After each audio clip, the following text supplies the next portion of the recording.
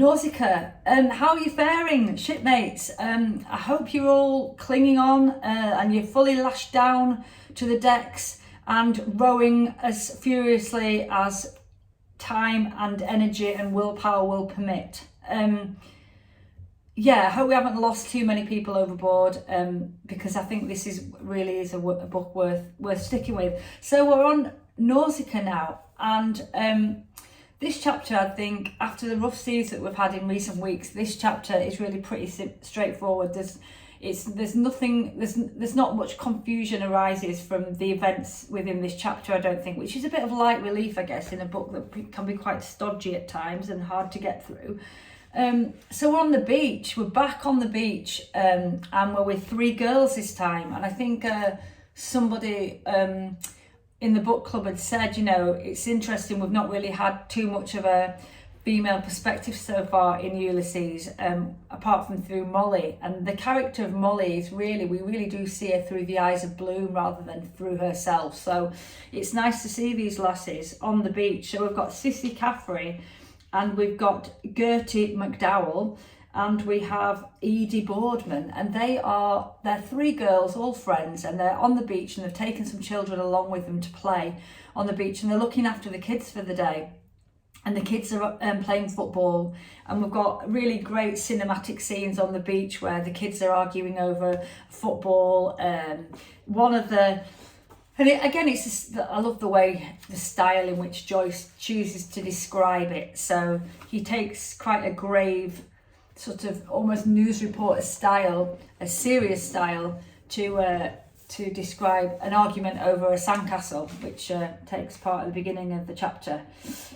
But just then, there was a slight altercation between Master Tommy and Master Jackie.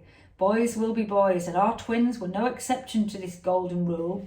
The apple of discord was a certain castle of sand, which Master Jackie had built, and Master Tommy would have it right go wrong, that it was to be architecturally improved by a front door like the Martello Tower had. But if Master Tommy was headstrong, Master Jackie was self-willed too, and true to the maxim that every little Irishman's house is his castle, he fell upon his hated rival, and to such purpose that the would-be assailant came to grief, alas to relate, the coveted castle too. So it's describing another boy kicking in his mate's castle and having an argument about it, and it's just the gravitas that Joyce brings, that gives such comedic effect in his style. And of course we see this chapter through the eyes of two people. First through Gertie McDowell, and secondly through Bloom, Leopold Bloom. And we start off with Gertie, and we learn about her, we learn about her family, we learn about her circumstances, and then we see her, she catches sight of Bloom, and she can see that Bloom is watching her. She's very self-aware of that and how she acts. She's known she's being looked at, and then she starts to fantasize about Bloom in kind of a romantic way. She sees him dressed in black, and she wonders, what could be the meaning of that, And I'll just read a little bit of it from him. There was the all-important question, and she was dying to know, was he a married man or a widower who had lost his wife, or some tragedy like the nobleman with the foreign name from the land of song had to have her put into a madhouse, cruel only to be kind? But even if, what then? Would it make a very great difference? So basically, she's sort of leaping in her head. So, it's almost like a fantasy of what's this guy's backstory? Then am I going to marry him? Then am I going to do this? And there's sort of this romantic theme that's going through Gertie McDowell's narrative in her head of this bloke, he's probably put his wife in a madhouse, but only because he was being kind, and then she's kind of running this film, I guess what we all do sometimes, of events that haven't happened, and maybe events that are to come. And Bloom sees things, very, very differently. I think Bloom is seeing her more as a sexual object, really. And I spoke earlier in earlier videos about how I thought Bloom was a bit of a dirty old man and a perv. And my opinion on that hasn't changed at all. And in fact, the last chapter, when we saw Bloom and all the anti-Semitism that was, flung at Bloom, made you feel really, really, really sorry for him. But, in this chapter, he's back to being human again, in my opinion, like he's back to being that dirty old perv, sat on the rocks, masturbating, when he sees a young woman on the beach. And, there's something that, my opinion of him has changed back again.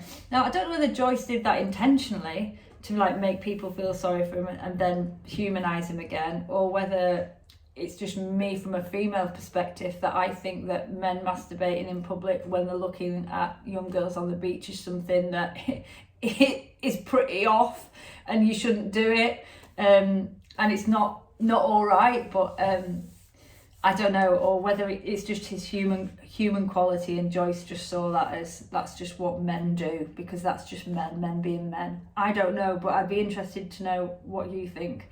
And there's something really, I think that's compounded by when we find out what Bloom actually thinks of Gertie when he realises she's lame.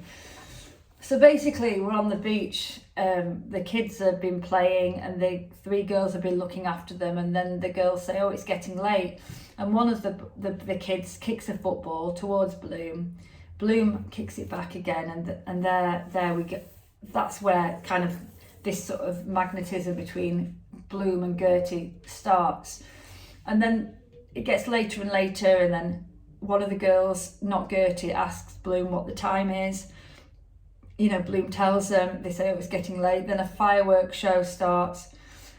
Gertie all this time knows that Bloom's watching her, and during the fireworks show, she kind of really sort of metaphorically and physically leans into it all, like she basically knows Bloom's watching her and she encourages him, and she kind of leans back more to show Bloom more of a leg and more underneath her skirt.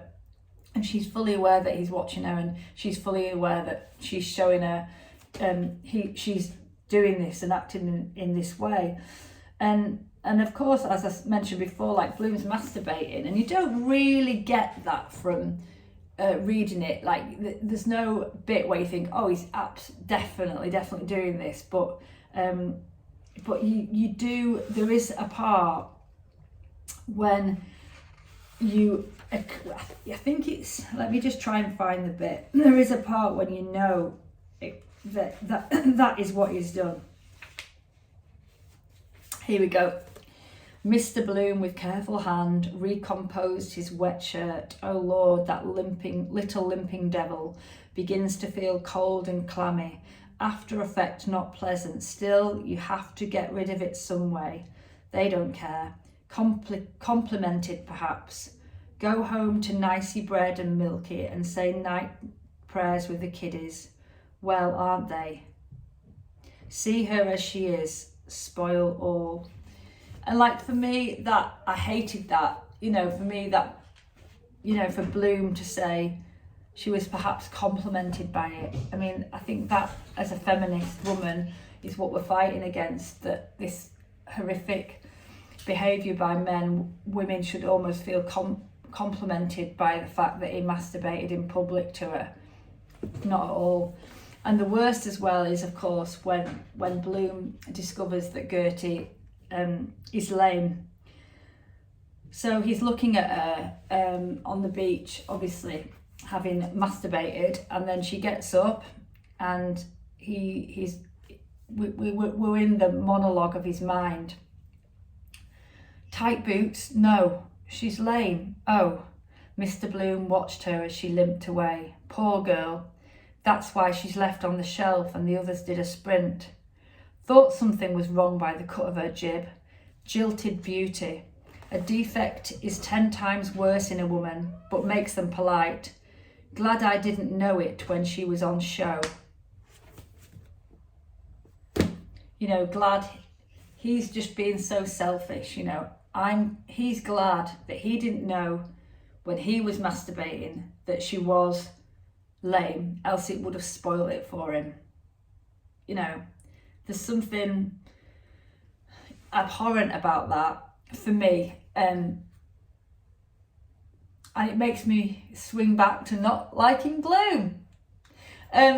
So yeah, we're on to the next chapter. I mean, there's so much in all of these, and I think also the chapters are so bloody long. I mean, I really am trying not to make this video as long as last video was, which was like 20 minutes, because there's sometimes so much to say, and you can't really do justice to a chapter in a 10-minute video and talk about everything that Joyce was talking about, and the language and the prose and the meaning. That's what I hope you will add in the comments, and anything I've missed about this chapter, I'll point to discussion.